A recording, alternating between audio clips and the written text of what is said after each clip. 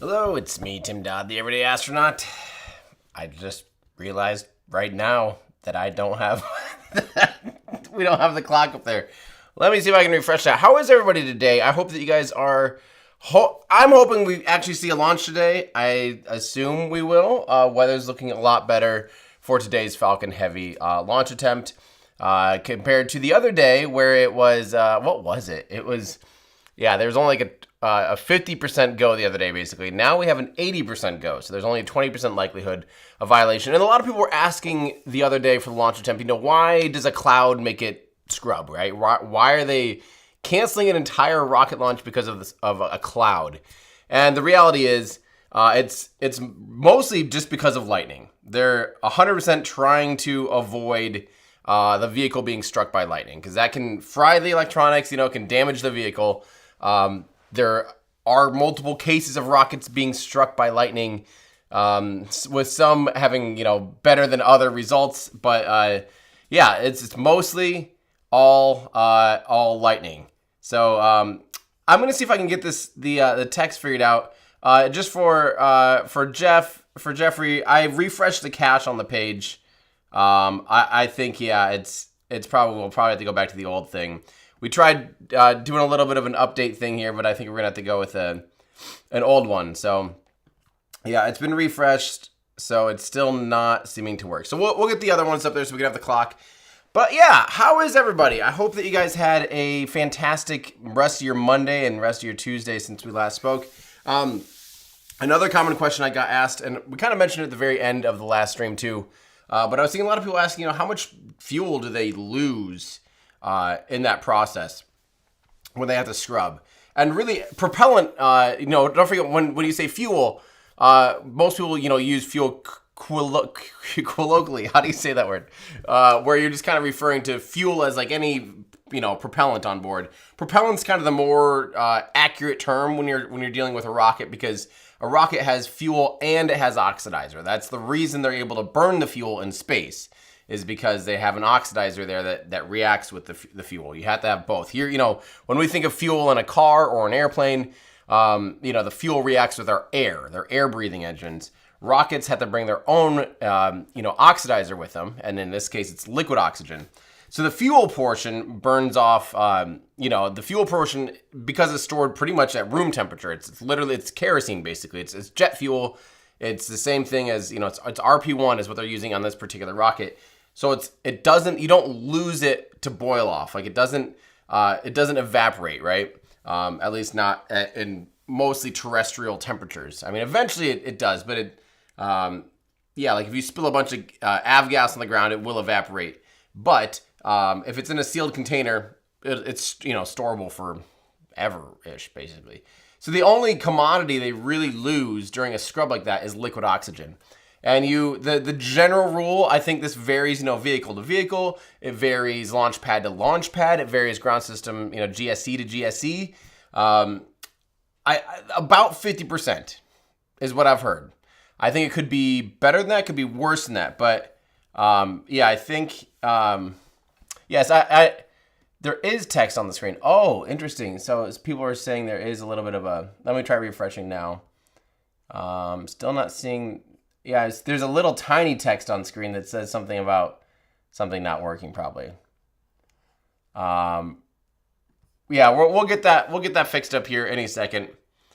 And in the meantime, we're still waiting for SpaceX to go live here in about 8 minutes. So let's answer some of your questions. I won't be able to put them up on screen until that's fixed, but I can at least take some of your questions. So let me know what questions you guys have about today's rocket launch. Don't forget, this is a Falcon Heavy mission, which we haven't seen since October 2024 for the Europa Clipper mission. So it's been that long since we've seen a mission on Falcon Heavy, which of course is, I think, the most exciting operational rocket flying, because it's the, at least one of the most. I would say New Glenn's up there now for me too. I really like watching New Glenn fly. And SLS actually is really cool to see fly when it's flying people to the moon. I mean, that's hard to argue with.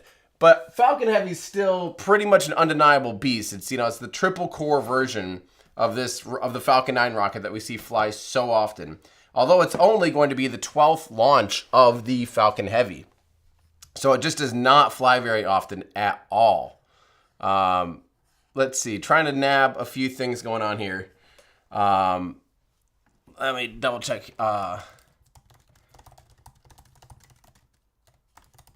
Let's see. Yeah, I don't quite have that fixed up yet.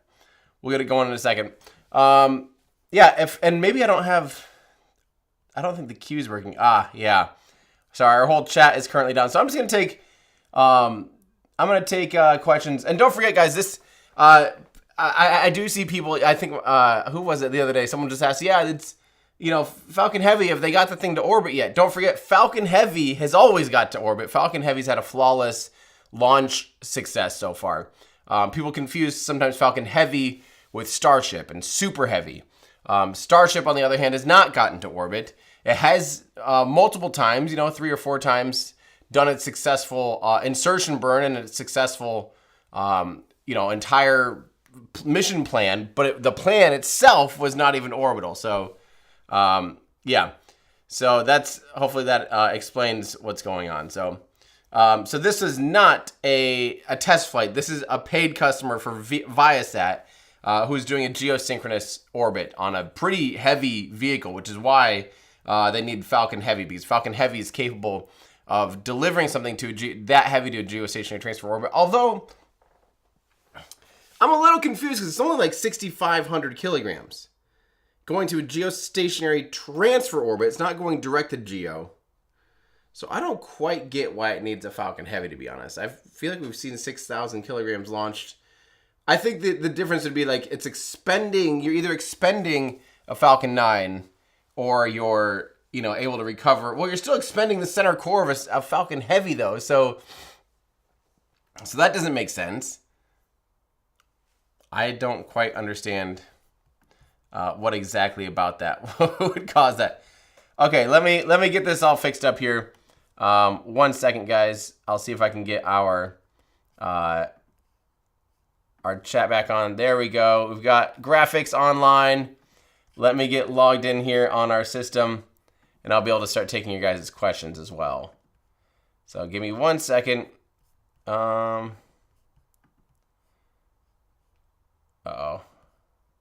I might be like locked out. It says, I don't have proper authorization. Let me just go like this. 1 second. I probably have to log back in, and I'll be able to start taking your questions properly. Anyway, how is everyone while I'm doing this? Here we go. Okay, from Hevel. Oh, I probably have to refresh that one too. 1 second. We're almost there. We're so close. Chat. Let me see if this works. Yes! We did it. Thank you, mods. Thank you, guys. And thank you, Jeffrey, and everyone who fixes things, makes things work magically. It's not actually magic, it's human talent, and we are so back. Okay, so let's answer that question. Is there a Falcon Heavy model from Everyday Astronaut? We talked about it last stream a little bit. And I still have I'll get out like a thing next week where a poll, but we need to do a poll. The problem is we have a like totally working, I should see if I can find that. I'll pull it up on screen. We have a working model. What are you talking about? Sometimes. Okay. The problem is it's going to be expensive. Like that's there's no ifs, ands, or buts about it. It will be expensive because it's basically 3 of these Falcon 9 models, right? And so let me show you guys. I'll show you our. Hey, I am having. This is like my computer illiteracy day or something. All right, let's go view full screen. All right, so this is, and now you guys need to see it too. This is our model of it. So basically the idea would be, we're debating what's the best way to do this. Is it to sell, if we sold it all 3, you're basically having to buy 3 Falcon 9 cores, and it's, heavier. So shipping's gonna be more expensive. It's 3 times the product. We're thinking about making it an add-on pack, where you just are adding on, the 2 boosters and the fairing and the strong back, the transporter erector, basically. We don't know what the right answer is, because the reality is it's expensive, because it's a lot of material.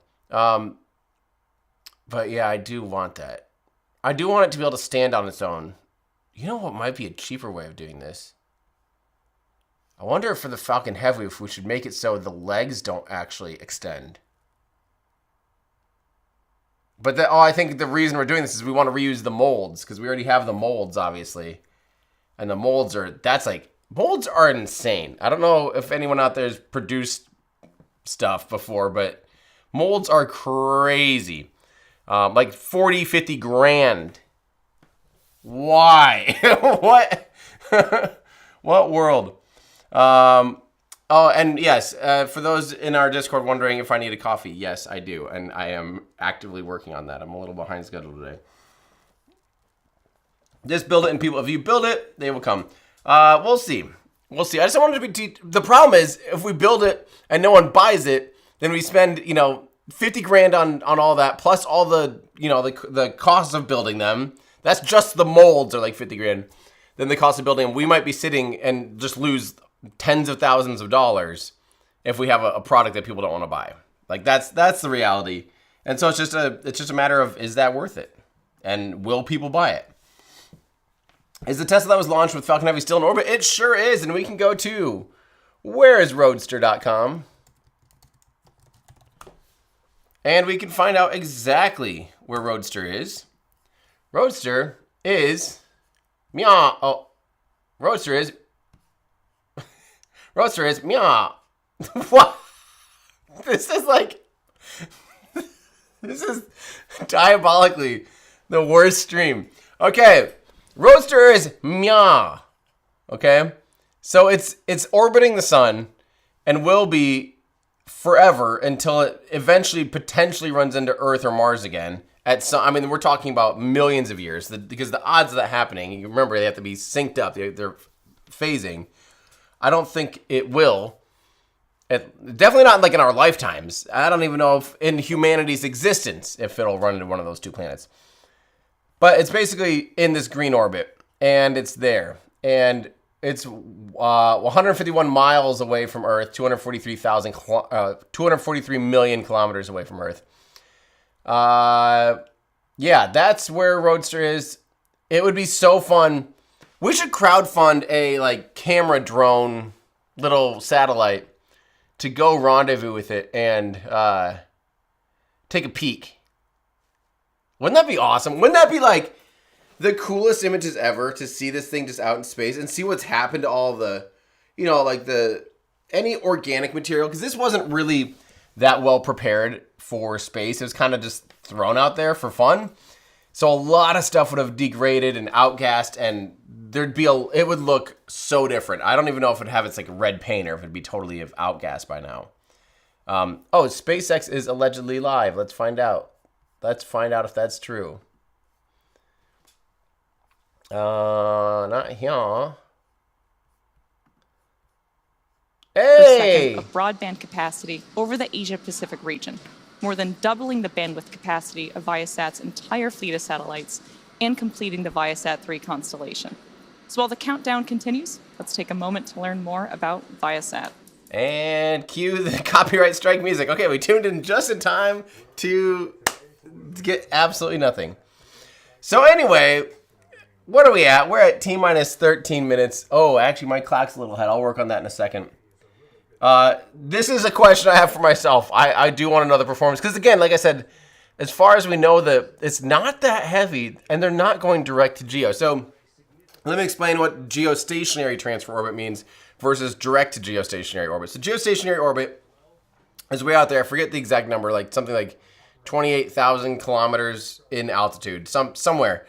It's at the same altitude where one orbit takes 1 day. So if you think about the ISS orbits the Earth, in low Earth orbit every 90 minutes. That's how, the closer you are, the faster you orbit. The further out you are, think about the moon, it takes 28 days to orbit the Earth. Geostationary orbit is the right altitude where it orbits once a day. What that means is it's constantly staying above the same place on Earth. So if you look up in the sky, you just point like this, and even though the Earth's rotating, the satellite will stay there. So that's geostationary orbit. Now, to get out there, you have to raise your orbit. But to raise your orbit, you don't just raise it like this, like a giant circle. you raise it one leg at a time, elliptical. So you have to first raise it out there, and then once you're out there, your highest point's out there, but now your lowest point's still down to Earth. So now once you're out there, you have to raise your lowest point to circularize it, right?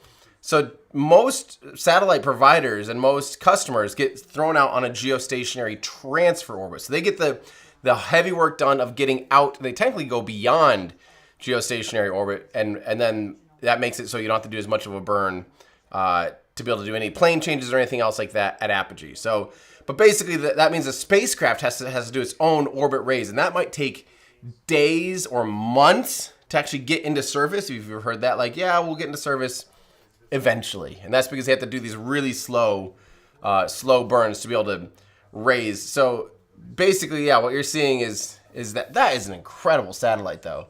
How do they unfold like that? So there you go. You can see the geostationary orbit is the main one, but those, yeah, and they're tracking the same speed as the ground there. So that's basically what they're doing. And so the reason that it would take more energy for a vehicle to be able to put it straight, like if Falcon Heavy were to putting this straight into geostationary orbit, once it did its geostationary transfer orbit, it would have to have enough propellant on board to coast all the way out there, which is something like 12 hours or something. I don't remember the exact time, or 4 hours, something. It's some amount of time, and then do an orbit raise maneuver out there with the upper stage. So it has to have propellant left over for that.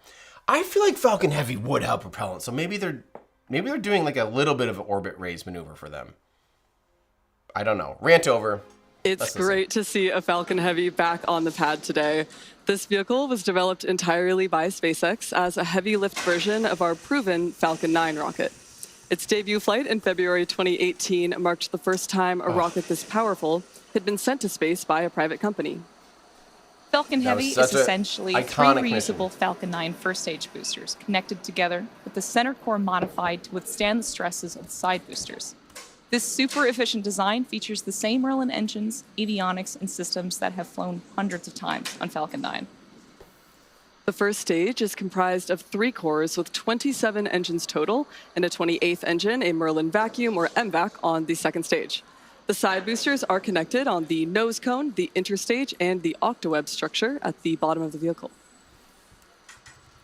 Falcon 9 is the most launched rocket in the industry today, handling the majority of SpaceX missions, including Starlink deployments, crew and cargo flights to the International Space Station, private astronaut missions, and most commercial satellites.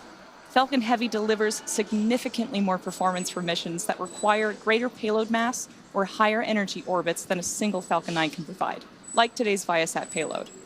And as one of the world's most powerful operational rockets, Falcon Heavy is capable of launching nearly 64 metric tons, or 141,000 pounds to orbit. That's why Falcon Heavy is primarily used for large commercial communication satellites, national security payloads, and major NASA science missions, like NASA's Griffin lunar lander and the Nancy Grace Roman Space Telescope, which are both manifested for late 2026. Just earlier this month, NASA announced that Falcon Heavy has been selected to launch the Rosalind Franklin mission, targeted for 2028. And this will be the first Mars rover to search for life on the red planet's surface. And it makes one heck of a Matchbox collectible. Check that guy out.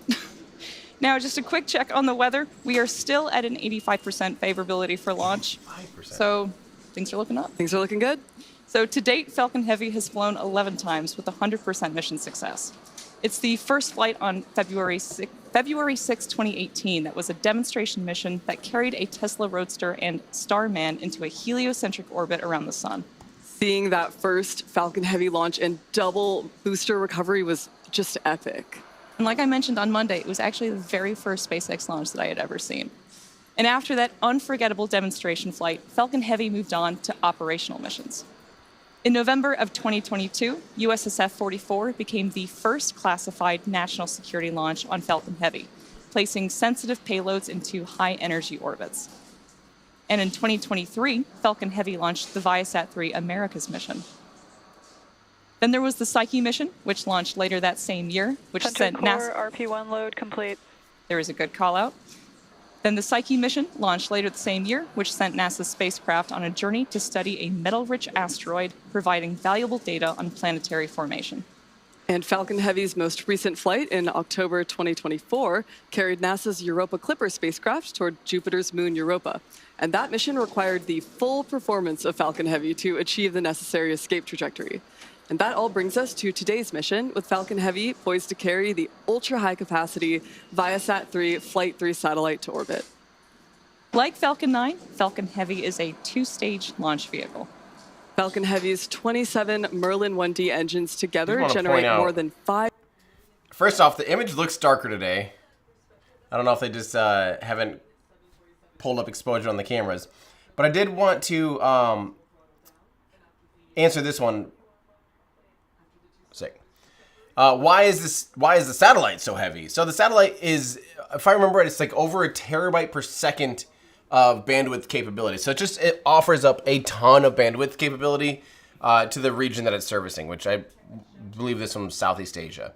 I think. I don't know, wherever it's servicing, I forget. But the important thing is it's a huge amount of bandwidth. So don't forget that basically means how, like, if you're targeting, let's say, a tiny town of 10,000 people, right? If you're targeting 10,000 people, you need a certain amount of bandwidth, right? I mean, let's say all 10,000 of those people in that little area are all relying on the satellite. If you're all sharing a terabyte per second of data, that means you each get, what, 10 meg, right? Or whatever, 100 meg, 10 meg. You all get 10 meg, 100 meg. You all get some data up to that amount. Okay, good.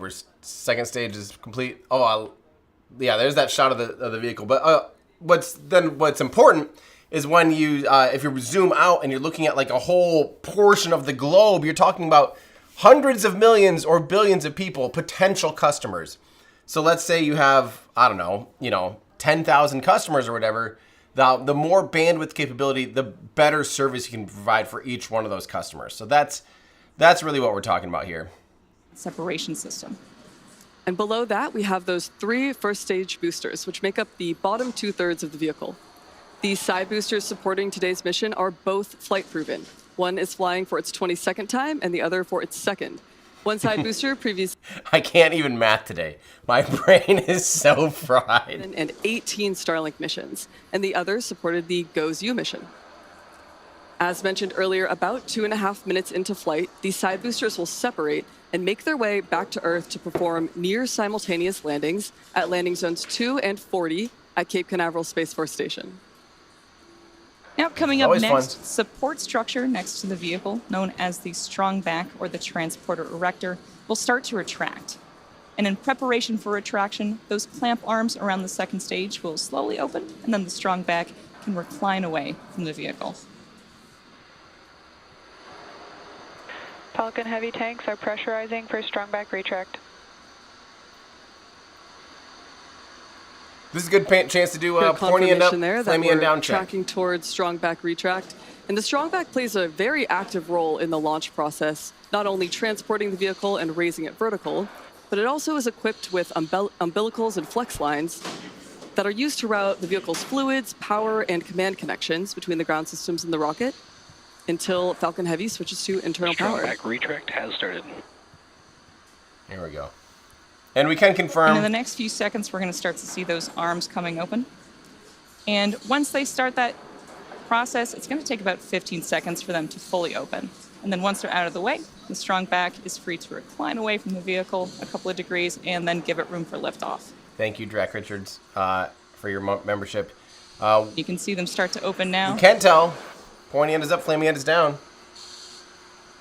And there goes the strong back, beginning its retraction process by letting go of that little clamp. And then it will recline a little bit. And now that those clamp arms are fully open, the rocket is fully free at the top. We should start to see that strong back. NY, LOX load complete. There's a good call out that one of the side boosters is now complete with its LOX load. So it is fully loaded with all of its propellants. And if you look at the strong back on the right, LOX load complete. we're now fully loaded with LOX on the other side booster now. Sick. You can see that strong back has moved back a little bit. And Yep. as we mentioned earlier, this is our first Falcon Heavy flight since 2024, and a lot is going to happen in the first 4 minutes of flight. First, we'll light the 2 side boosters, followed by the center core. Then, about 40 seconds after liftoff, we'll decrease power on the 2 side boosters in preparation for max Q. It's crazy out At of the about north 2.5 there. minutes into flight, the side boosters will shut down during the booster engine cutoff, or BECO, and the boosters will separate. Yeah, that's looking more south. Once clear It's of the crazy side sky boosters, difference. the center core will throttle up once again until the center core shuts down with main engine cutoff, or MECO. Meanwhile, the side boosters Center will... core, LOX load complete. And there we just heard the call out that the center core liquid oxygen loading is complete. So at this point in time, both side boosters and the center core are now fully loaded with liquid oxygen and RP1. We're still loading liquid oxygen on the second stage, and that should conclude at the T-minus 2 minute mark, which will also conclude all propellant loading for Falcon Heavy. Almost there, We're guys. coming up on about 10 seconds away from wrapping up that last propellant load Stage milestone. 2, LOX load complete. There we go. Right on time. So with that, Falcon Heavy is now fully loaded with nearly 3 million pounds of propellant. Coming up Love next it. in the launch countdown will be ground gas closeouts. It's about 20 seconds from now. Looking ahead a little bit, at the T-minus 1 minute mark, Falcon Heavy will enter startup, and the on And now notice real quick all the extra plumage that you see, because that's the vehicle's loaded. So what they do is they're basically draining off the extra oxygen. So the valve closes on the rocket. You know, it's no longer is taking in oxygen, so it's just being vented out from the strong bag, from the thing that holds the rocket. And that's why you see all that additional condensation. So remember, all what you're seeing, what looks like kind of smoke and all that stuff, is actually condensation. This is a fantastic shot, by the way. Now that the sun's hitting it, you just get such a good sense of the fact that it's like living and breathing almost. You know, you get the sense that this thing is full of cryogenic propellant and it's absolutely ready to rip. So yeah, this is go time. So Falcon Heavy is in startup. stages 1 and 2 will now begin to pressurize for launch. look at that. Soak this one in. These ones are fun. So here we go. Launch director, go for launch. At T-minus 40 seconds, all systems are go for launch. Let's listen in to the final seconds of the countdown. Made it further than the other day. T-minus 30 seconds. We're within, well, we made it through the other day.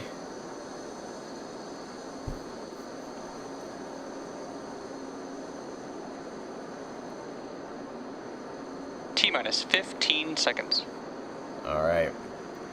Here we go, everyone. Good luck, T-minus SpaceX 10, and Viasat. 9, 8, 7, 6, 5, 4, 3, 2, 1. Ignition and liftoff. Go Falcon Heavy, go Viasat.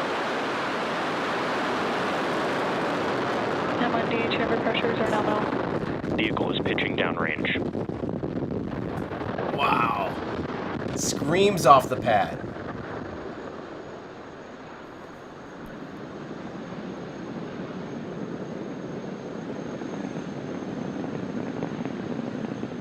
Oh, I feel bad for At T plus 30 people at seconds the into cave trying to watch flight, this Falcon one. Heavy has successfully lifted off from Launch Complex 39A at Kennedy Space Center.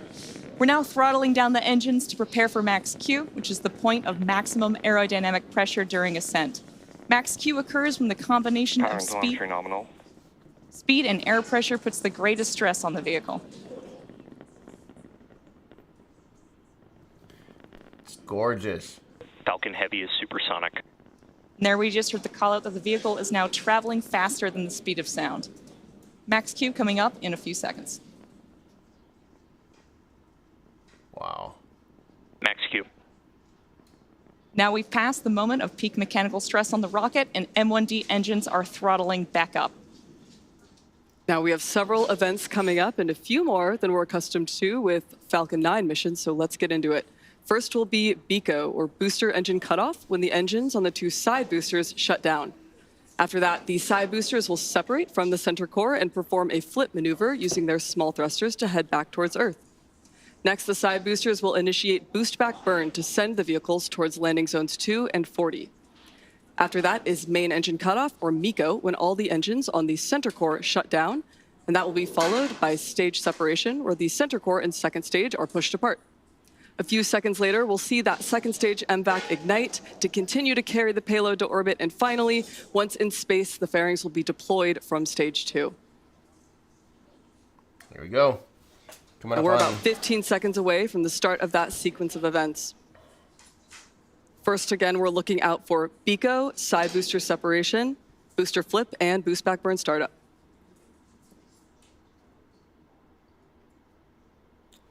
And looking for engine shutdown. There it Booster is. engine cutoff. Side booster separation confirmed. Yes. And back chill.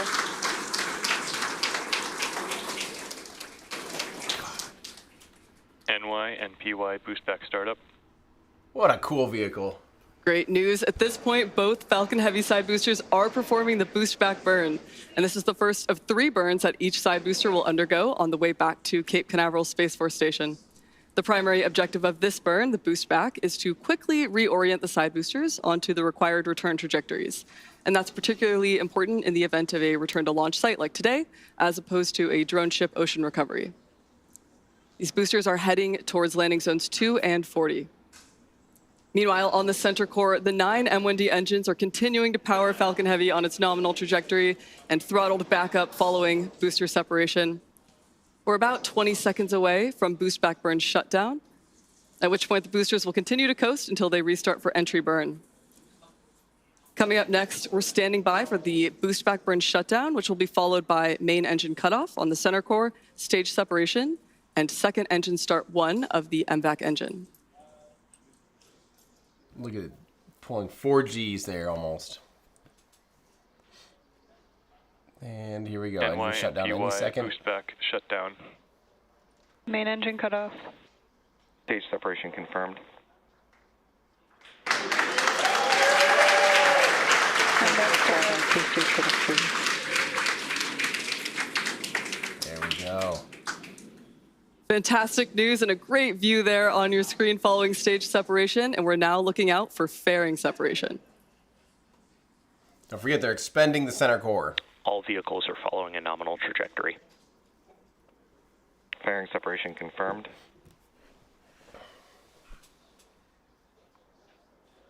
Beautiful. Great view there of the fairing in the background, and after those action-packed few minutes, we had 2 side boosters separate, perform their flip maneuvers after engine shutdown, followed by a complete boost back burn. The center core had its own engine cutoff right before it separated from stage 2, and that was followed by the first engine start on the second stage, as well as a successful fairing separation. Now, the next major milestone coming up is entry burn on our 2 side boosters, scheduled to occur just after the T+, 6 minute and 30-second mark. The entry burn is used to slow the first stage boosters as they head back towards landing zone 40 and landing zone 2.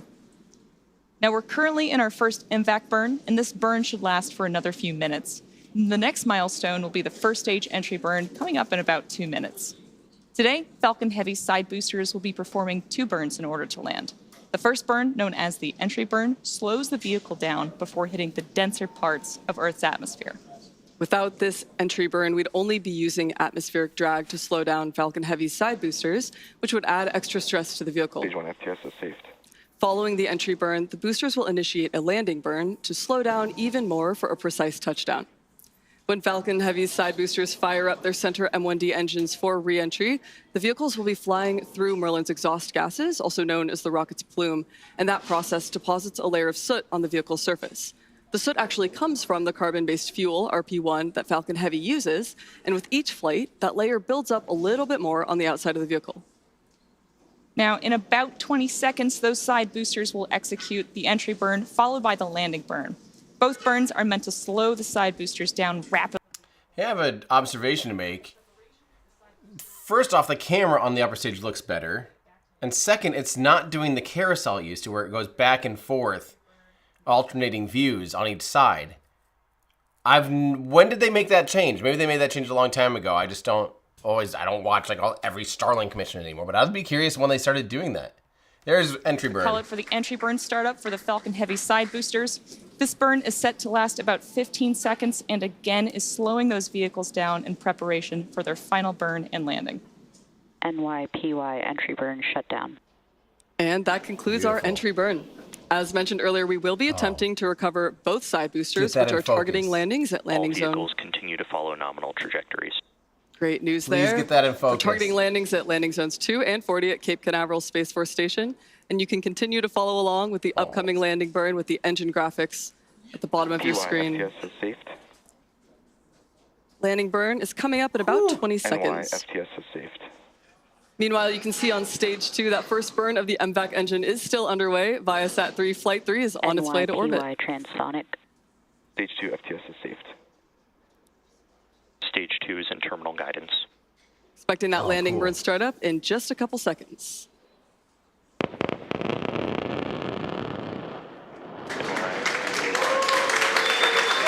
Landing burn has started up. This is the final burn before the boosters will touch down. Oh, you can see the other one in the background. NY landing like 4. Because they're landing at different landing pads now.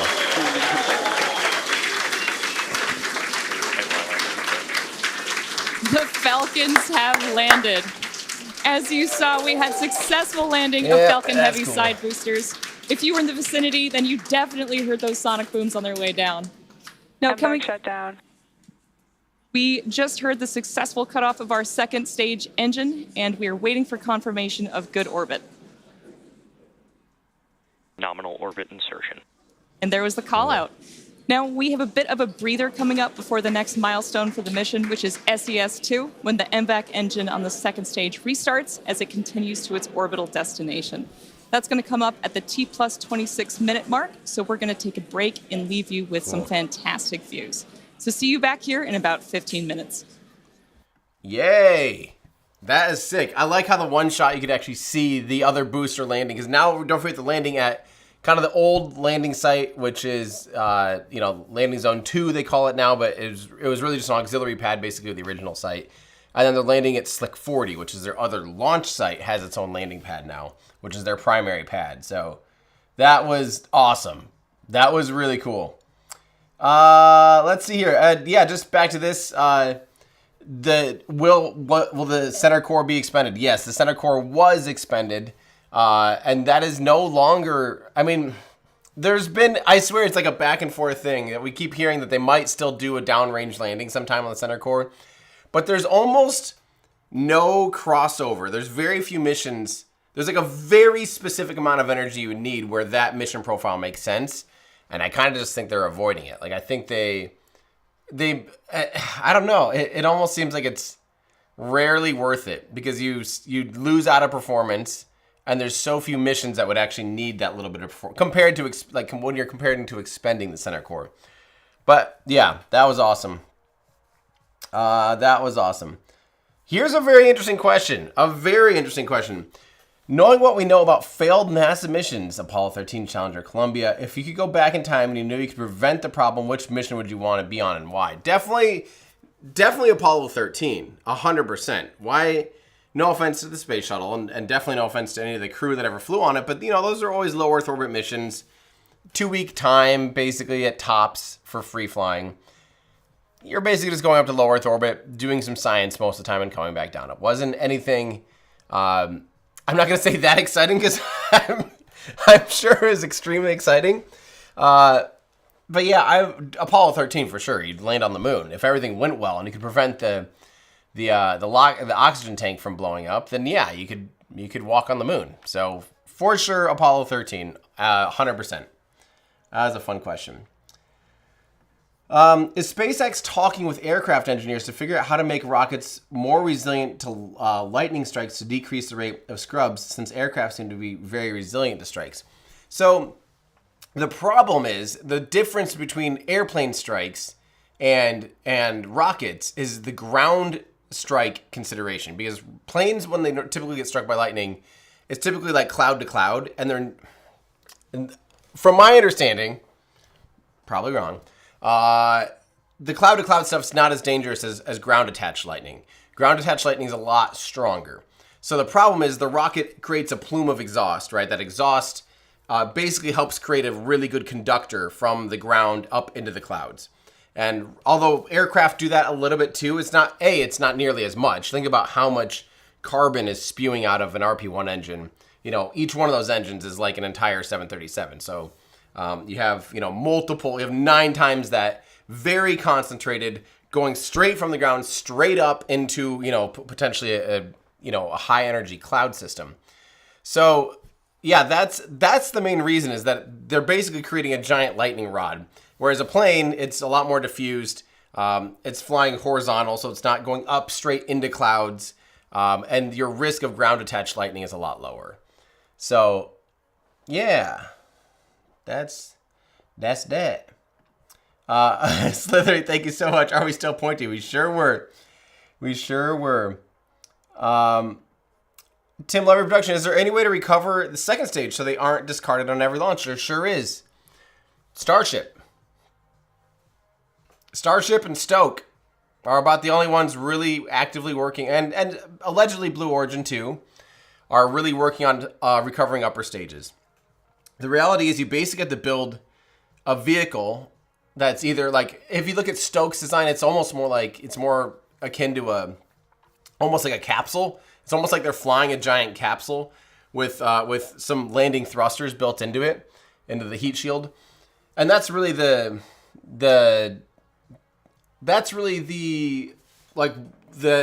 ultimate design for that, was how do we build landing engines inside of a heat shield? The thesis, there we go.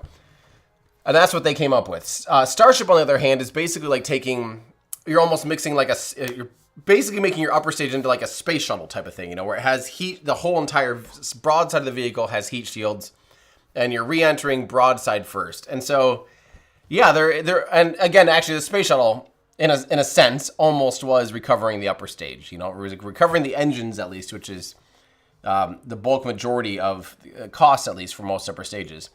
So, with Falcon 9, they talked about it for a little bit, but you lose a lot of your performance. Because let's say right now, Falcon 9 is capable of I'm going to say 18 tons. It's not. I don't think it's quite there, but let's just say 18 tons. And let's say you start attaching, you can't land on the vacuum engine, because the vacuum engine can't fire at sea level. It also has a really high thrust to weight ratio. If you try landing propulsively with this while it's basically empty, compared to the booster, even the booster is like less than 20 tons. The upper stage is probably less than like 5 tons. So now your thrust to weight ratio is 4 times higher.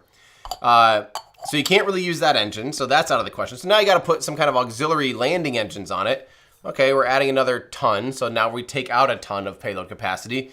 But now we have to have all the thermal considerations, so some kind of heat shield and probably aerodynamic things, like Starship, to be able to, help guide it back in and protect the engine. And now we're adding another 3 tons of payload. Plus we have to have enough propellant to deorbit. Plus we have to have the landing propellant. So now we're, you start adding up all these things, you're at 5, 6, 7 tons of extra dry mass, and you take 5, 6, 7 tons out of the payload capacity of the vehicle. And it especially loses, you start losing out if you start doing things like geostationary orbits. The higher the energy burns, the more that affects it too. So, yeah, that's kind of why. If it's in geosynchronous orbit, does it only provide service to a specific region? Correct. Yep. So they launch these geosynchronous, geostationary orbits and satellites to service a very specific region. Exactly like you said. That's 100% correct. Yep. Okay, I like this question because I hear NSF talk about it a lot, and especially because of Kiko's post the other day talking about we have plans for landing the 2 cores of Falcon Heavy downrange. That's all he said, and that was it. Here's my theory. I haven't heard this talked about yet. Here's my theory.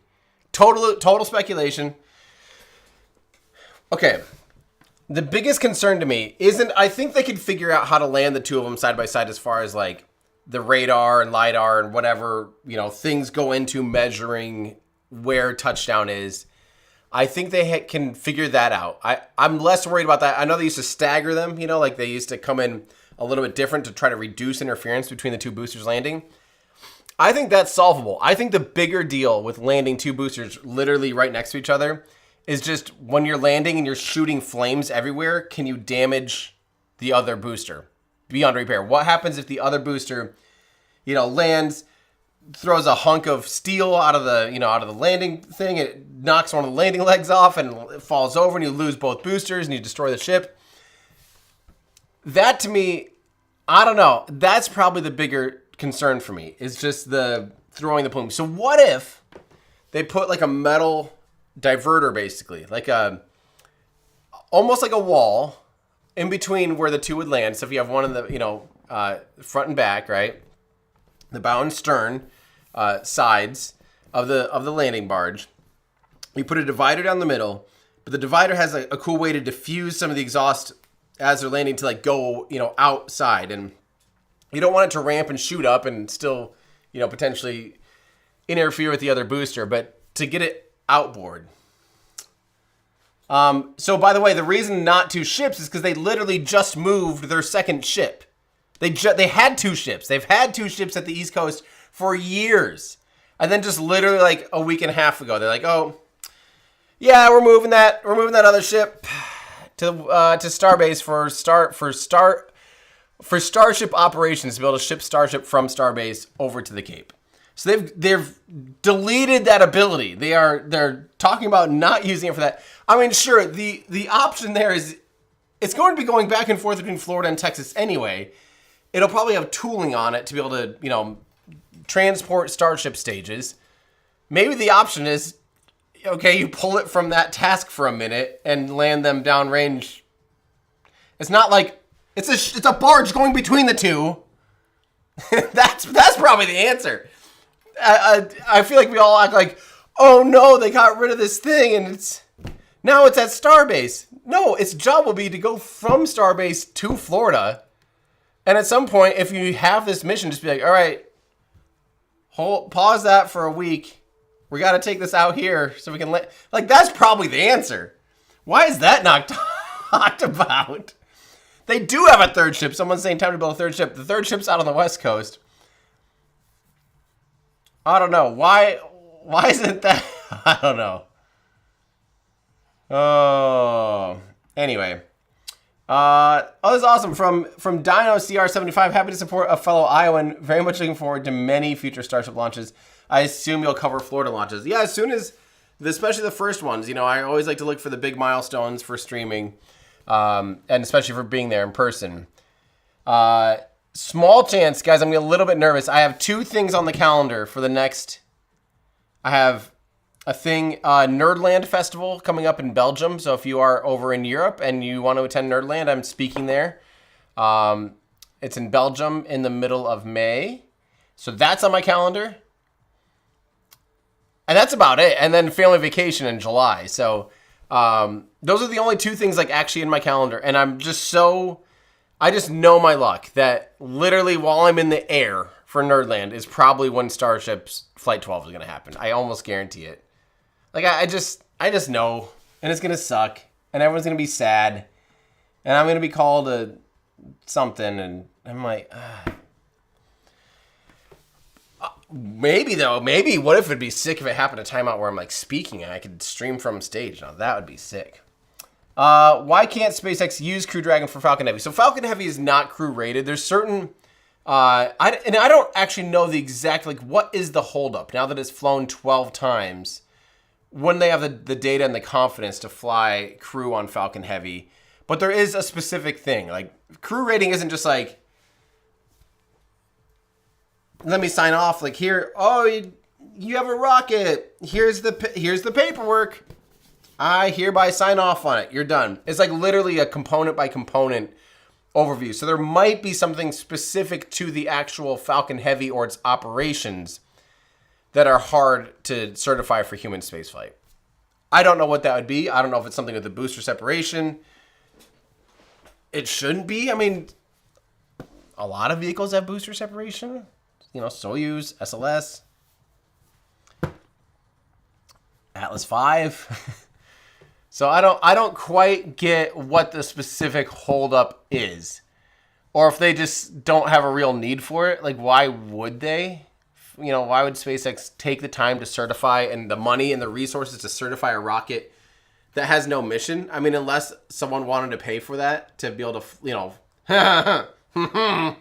February 27th, 2017, we did have an announcement that someone had purchased a Falcon Heavy launch with a Crew Dragon capsule to go around the moon. And then that later turned into a little program called Dear Moon, which we do not talk about. I can't talk about it without crying. Go Cards 16. With so many flight-proven boosters, do we have any idea how they choose which ones to use? I don't know, actually. I have no idea how they determine what's ready in their fleet. Maybe it's just literally a Rolodex of them, or is it like this one has a specific? Probably, I bet it's literally just basically like what's next, you know, in line. Yeah. Slithery, thank you for your chat. Do you think we'll ever get to see two boosters land on the same barge now that they only have one? That's, yeah, sorry, I kind of answered that. Thank you so much for the support. Yeah, I do think so. Phil Durgan, thank you so much. And from Eric, honored and excited to join the mod team, Tim. I think I have you to blame for my space nerdness. Well, thank you so much, Eric, for joining, and thank you for your ongoing support and help. I appreciate it. What temp is the fuel? So again, so Kerlox is the propellant, which is a mixture of kerosene-based RP1 and liquid oxygen. So liquid oxygen is like minus 183 degrees Celsius, so very, very cold in Fahrenheit. What is that? Like, I think it's like minus 270 or something ridiculous Fahrenheit. But RP1 is just basically room temperature. And in fact, you might notice there's that little gray stripe on the upper stage.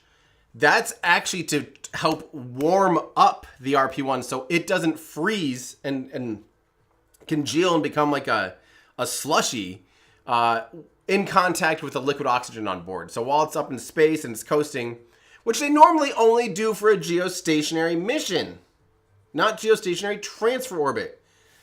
How is this not a geo... Oh. Thank you for joining us for our first Falcon Heavy mission since October 2024. Falcon Heavy is delivering to orbit the third of 3 ultra-high capacity satellites for Viasat. Today's launch marks a significant milestone as Viasat completes its ViaSat-3 constellation. We had an on-time liftoff this morning at 10:13 a.m. Eastern Time, and prior to booster separation, we successfully throttled down one engine on each side of the cores immediately before separation. And this is done to manage the loads between each side booster and the center core, which led to successful booster separation and landing at landing zones 2 and 40. Next, the MVAC engine on the second stage will reignite for its second burn, referred to as SES-2. That's coming up in a little over a minute at the T+26 minute mark.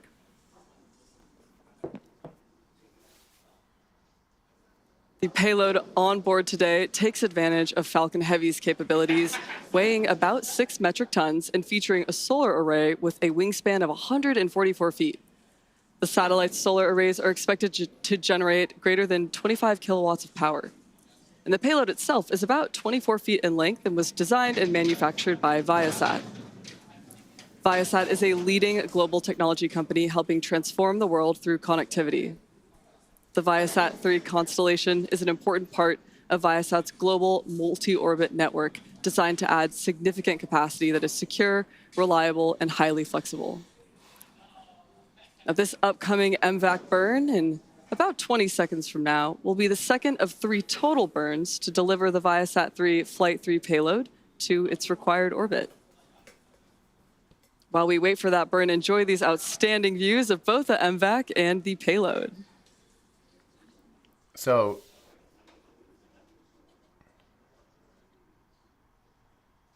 what are these crystals forming on the little gas? So that's solid oxygen chunks because they're venting. There it goes. Ripped off by the acceleration. So as it's coasting and especially as they're prepping to this burn is expected to last a little bit more than a minute. Once in service, ViaSat-3 Flight 3 is expected to provide more than 1 terabit per second of broadband capacity over the Asia-Pacific region, more than doubling the bandwidth capacity of Viasat's entire fleet of satellites. Each Viasat-3 satellite is designed to steer capacity between beams to deliver bandwidth when and where it's needed most, which is important to meet the needs of aviation, maritime, defense, and home internet customers, where the location of high-demand hotspots can change over the course of the day. We still have about 30 seconds left in the ongoing MVAC burn. Wow. I love how you can see the nozzle kind of moving. That nozzle like is Beautiful so view thin. here of that glowing MVAC nozzle extension, and that's just one feature of the MVAC that makes it uniquely optimized to perform in the vacuum of space.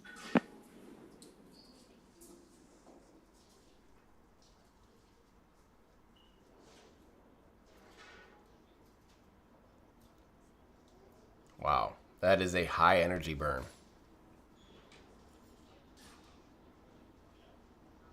And shut down.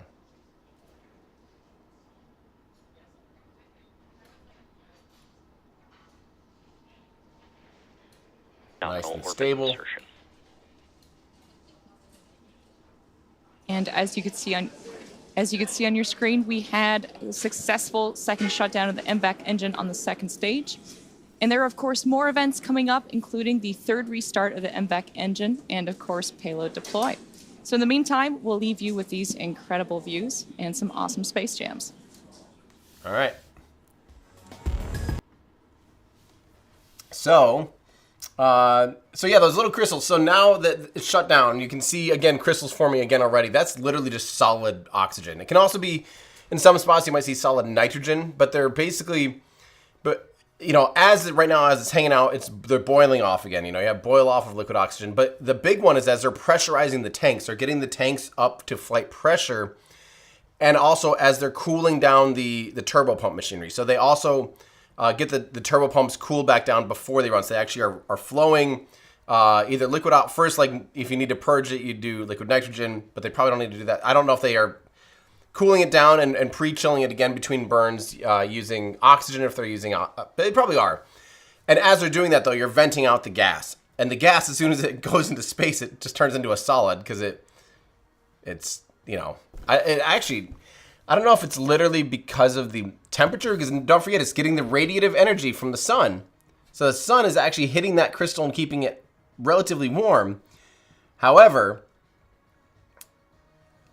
the whole, like, you know, as altitude increases and as air pressure thins, the boiling point goes down. Yeah, so it's basically because it's in a vacuum is why it turns into a solid. Me no math and science today. It is just not happening. What happens to the second stage once it's in space? It expends the satellite. Does it burn up coming back to Earth? So right now, if they did nothing else, this would, if they did nothing else after it, you know, let go of the satellite, it would basically be stuck in this geostationary transfer orbit. It's in orbit now. It would basically stay in orbit. They typically do a deorbit burn or, It's 4 hours and 46 minutes. So we'll see you then. I'm not sticking around for 4 hours. So this is a basically directed geo. What are they talking? Why do they keep saying geosynchronous transfer orbit if the next burn is in 4 hours? It all makes sense. That's why it's Falcon Heavy. That's what I kept saying. That's why it has the gray stripe on the upper stage. Because it's not just doing a geosynchronous orbit, or a geostationary transfer orbit. It's going direct to geo-ish. They might not do the entire geostationary. Maybe that's why. Maybe it's still considered a geostationary transfer orbit. Even if it goes all the way out there and raises the perigee, it's probably they're doing as much work as possible, because what that does is it gets the satellite on service sooner. So here's an interesting trade, okay, ready? You know, space is always about the trade, right? It's always about the compromise, it's about the numbers, right? Let's say you're a satellite provider, and let's say you have contracts that are worth $30 million a month, right? If it takes 4 months to raise your orbit from, like, let's say you hired a Falcon 9 rocket, the Falcon 9 got you on a geostationary transfer orbit, but now you have to raise your orbit and it takes 4 months. That's $120 million worth of potential revenue lost, right? Now, let's say you could hire Falcon Heavy for $100 million more, and that can reduce that. Well, let's say it can reduce it all, but like it still just now needs a month. I don't know. I don't know what numbers. And you paid $50 million more for the Falcon Heavy. I don't know what numbers are. There might be a trade though where getting it on service sooner is worth that extra money, that premium, right? Because that's the only real difference. They could have launched us on a Falcon 9. It's very interesting, isn't it? Look at all that venting though. Man, that's wild looking. Yeah. Oh. I thought I muted the music. I thought I muted the music. I hit it like right away at the beginning of my rant. Oh, I turned it up when they said the thing, and then I went on a rant. I'm sorry, guys. I failed you. I'm having a day. I'm having a massive day. I'm having one of the days of all times. Yeah, probably gonna lose all the revenue on this stream just because I went on a rant about why Falcon Heavy.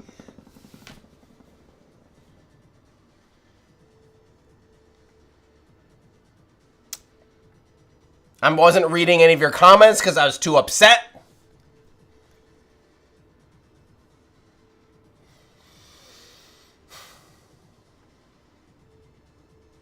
Could a Super Heavy have put a shuttle into orbit? Not sure of the relevant masses. Basically.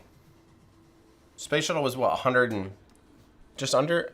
How heavy was the Space Shuttle orbiter? That's the keys. You gotta say orbiter. Yeah, about 80, up to 84 tons. So yeah, you could have just launched a space shuttle, an entire space shuttle, on Super Heavy, inside the fairing, then release the fairing and poop, put little wings out, boppity boop.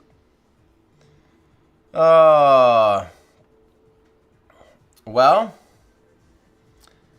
do rockets have generators connected to the engines, or are they battery powered? They're more or less battery powered. Some, like upper stages, a lot of times will have, there are some vehicles that kind of have like an APU, like an auxiliary power unit. But if you only need to have electrical power for the necessary systems for 8 minutes, I think the general convention is just have a battery. But it depends. I wonder how Raptor does it, because Raptor now uses electromechanical actuators, which probably do have a pretty high energy draw. So I wonder if it's still just all battery powered. Same with the grid fins, or if they have some APUs. That's a good question. That's a good question. Do you know that this is a good question? And thank you, AMT. Good comment. Do you know that American Airlines uses? That's probably why I know Viasat. Uses that for their in-flight on their mainliner aircraft. There are a lot of Viasat equipment and wiring that goes into making that work on a plane. I imagine, and that's probably why I've seen that name or familiar with that name. I do fly American most often because my local regional carrier is American. That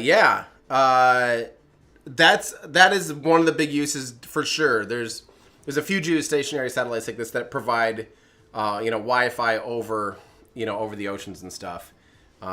Which is these days I'd be a little bit it'd be hard to compete with SpaceX's Starlink for sure on that, because they have coverage. That is for sure. Oh, yeah. Why does the thermal blanket pulse like that? Because of those vents. It's different venting. It's also, so as things vent, even though, a vent you'd think like, oh, it's just going to shoot out. In space, literally, it shoots out in all directions because there's no air to compress in on any gas. Oh, look at that cool cloud with that really long shadow. That is wild looking over Madagascar. That must be a huge thundercloud or something. Anyway, so let's say you have just an orifice, right? A high pressure hose exit. and you're venting into a vacuum, it won't just shoot like this. It shoots in all directions. So that means every one of those vent things will interact with the thermal insulation there. And that includes, they also sometimes are doing a little bit of RCS. They have, nitrogen cold gas thrusters to help keep the stage oriented in the right direction and all that fun stuff. Let's see. How many flights did the expanded center core have before it was ditched in the ocean? Was it an older one or a new one? Brand new. So Falcon Heavy has bespoke boosters because of the considerations of making it a Falcon Heavy booster, right? So they have structural considerations, different attachment points. Those are sadly just one and done. Question, how much drag does the booster launch mounts make to the main booster? How much drag do the booster launch mounts make to the main?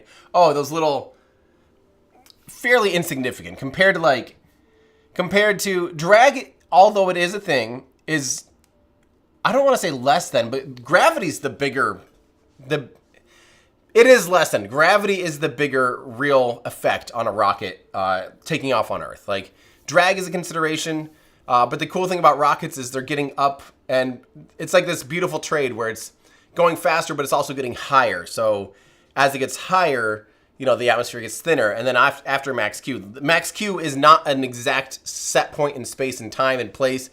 It's a variable depending on the acceleration and the profile of the rocket. It's pitch over how, a lot of different things, but for each rocket it changes. And there is a point where there is a maximum point of dynamic pressure. Beyond that, the atmosphere is just getting thinner and thinner, even though the rocket's accelerating. So little bits of drag like grid fins and those attachment points, yes, they're a consideration, but I mean, I don't think I don't even think it'd be like hardly a blip compared to all of the mass, of the vehicle, the gravity drag. That's a really pretty shot. I like how it was reflecting like that. So yeah, we're talking about, points of a percent, I'm sure, compared to the entire vehicle. Halo Free 2214, longtime viewer Tim, keep up the great work. What are the dates for the next Starship launch? Trying to make a viewing with the kiddos. I would say at this point, we're not hearing much yet, and we're pretty much at the end of April. I'm guessing middle May. I'm guessing like the week of the... Let me get my calendar out so I don't say something stupid. Like the week of the 11th would be the soonest, in my opinion. So... yeah, that would be the soonest. I would imagine it launching would be the middle of May. So, like I say, I had to be in Belgium. I think on I don't remember when my exact speech is, whether it's on the 22nd or 23rd. I better figure that out. But I better not be gone during that one. I'll be sad. Ben Besters, 6204. Thank you for your enthusiasm. I'm sorry you're having a day. You do amazing work. Well, thank you. I am having a day. I've been trying to work on, the long video about HLS. I did make a little bit of a boo-boo, but I'm going to fix it. Very early on when I'm trying to make up for the fact that I basically say during this video that if you target NRHO first versus a polar low lunar orbit, total amount of delta V expended is the same. It's not. NRHO still requires, I don't quite get why, because you're targeting the same initial insertion point. I don't quite get why. I want to figure out why, and then I'm going to add a little addendum of basically saying we're going to be going over the worst case scenario, and then at the end we'll do like a best case scenario, just one more little spreadsheet thing in this video. So I've been stressing out about that. I also been, after work, been working on my garage. I don't know if you guys have ever had this where you're just like, this thing has been an absolute nightmare since I've owned my house for 6 years now. Absolute nightmare. Always a I'll do it someday thing. And this is the week. This is the week of someday thing. So I've been fixing it up and removing these old hideous cabinets that are just full of absolute nothing. Nothing. And I'm losing my mind. So why do they actually need to vent all the time? Both on the pad and in space? Because liquid oxygen is very cold. Again, minus 183 degrees Celsius. If any bits of those molecules warm up beyond that, it needs to vent somewhere. It expands 1,000 times from a liquid to a gas. So if it's going from a liquid, warms up a little bit to a gas, it expands out. That expansion, if you're inside of a sealed container, inside of a sealed rocket tank, if you have something expanding by 1,000 times, you obviously would rupture the tanks if you don't vent it. So you have to vent it. Look at the Terminator of the Earth there. That was beautiful. That's why. And it's the same thing in space. In space, it's still receiving heat energy. It's still boiling off. I was just typing the same question about the thermal blanket. So here's $10 for the answer. Well, thank you so much. I appreciate that. Where do you buy these models? Oh, these ones? I don't know. These particular models that are metal. Listen to that. So satisfying. If you want your very own metal Falcon 9 model rocket, it doesn't fly. Well, it could if you threw it. You can throw them. I mean, don't, but you can do whatever you want with your own property as long as you don't hurt someone. You can throw it. EverydayAstronaut.com/shop. You can get your own Falcon 9 model rocket with, collapsible landing legs, which again, satisfying. I like clicky things. I think this is, I objectively know this is the highest quality Falcon 9 model rocket you can buy because it's the only one that I know that's metal and awesome. So yeah, everydayastronaut.com/shop. You can get your own Falcon 9 model rocket. We finally got them back in stock after a very long time. Yeah, and don't forget they come in this sick little box. That's a good looking thing. Yeah, everydayastronaut.com/shop. By the way, you will notice, of course, this one says NASA, and people go, well, why does it say NASA? I thought it was SpaceX.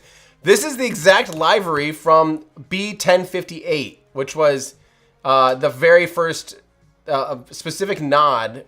I think we talked about that, didn't we? Maybe we don't. But it's a nod to the first rocket that launched humans for DM2, launching Bob and Doug into space. So that's why it's that specific livery, because it's the most epic of all boosters. So yeah, everydayastronaut.com/shop. While you're on there, don't forget to check out our new collection. We have our Translunar Coast collection, which is at the top of the screen here, including this Translunar Coast shirt that I'm wearing that on the back has the 4 crew members of Artemis in their spacesuits, which looks super sick. Bunch of nerdy details here about the mission and stuff like that. So you guys know me, I like nerdy details. But you can get that also in we got a crew neck.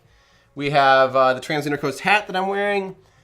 And our Sunkissed isocyanate shirt that is a little nod to SLS's orange core, the compounds that make it orange, the isocyanates. Slow roll towing, Artemis. This is my favorite hat. I just think this is hilarious. Yep, an Artemis X-Core camo hat. And so much more. everydayastronaut.com/shop. That is probably the most fun way for you to support the channel if you choose to do so. I'm going to work on getting out of here, actually, so I can finish working on the video. And I'm still trying to I don't think it's going to be published this week. I've got way too many fixes. You guys caught a lot of errors.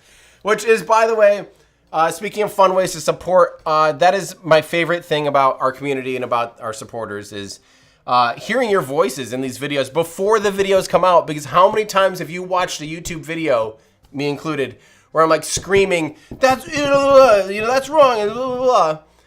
And that's what I love about our community is I show videos in the middle of them being made, and especially before they're being published, so that people can get their voices and their opinions heard and their corrections. I get corrected on a lot of stuff, and I think that's what makes the videos higher quality. So thank you, huge thank you to any of you that have already watched the most recent draft of the hour-and-a-half long HLS video.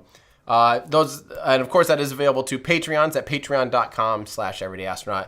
YouTube members also get that same link, and so do ex-subscribers. So wherever you support, however you support, if you want to help and you want to get sneak peeks, early access, and get your glasses on and look for corrections, that is how you do so. So, oh man, I'm gonna work on getting out of here because it is go time. it is go time for me. So I'm not waiting the 4 hours to watch a 5-second injection burn. Sorry. We saw the fun stuff. We saw the landing burn, and that's by far the most exciting thing. So anyway, that's going to do it for me. I hope you guys had a great time watching a Falcon Heavy launch. That's definitely one of the most fun rockets to see fly. I know I did.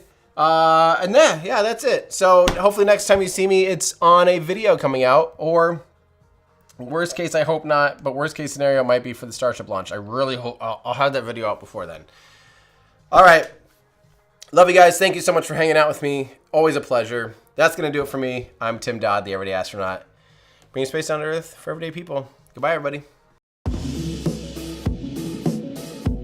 Oh, before we do that, remember, listen to this banger of a song, Isentropic Retreat.